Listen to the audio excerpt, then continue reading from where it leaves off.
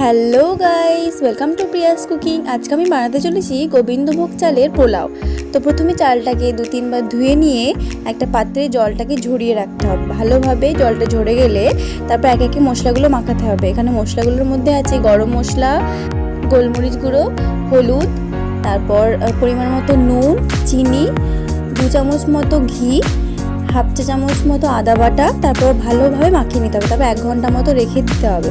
তারপর একটা কড়াইয়ে ঘি দিয়ে তেজপাতা, লবঙ্গ, দারচিনি, এলাচ এগুলো দিয়ে তার উপর কাজু কিশমিশগুলো দিয়ে ভালোভাবে ভেজে নিতে হবে। তারপর মাখিয়ে রাখা চালটা দিয়ে ভালোভাবে নাড়াচাড়া করে এখানে গরম জল দিতে হবে। এখানে 3 কাপ চাল ব্যবহার করেছি, তাই 6 কাপ গরম জল দিয়েছি। তারপর কাঁচা লঙ্কা দিয়ে প্রায় 2-3 মিনিট ঢাকা দিয়ে ফোটাতে হবে। তারপর আবার ঢাকা তুলে আবার 5 মিনিট মতো ফোটাতে হবে। তাহলে আমাদের রেডি পোলাও। যদি ভিডিওটা ভালো লেগে থাকে প্লিজ চ্যানেলটাকে সাবস্ক্রাইব করে দিও।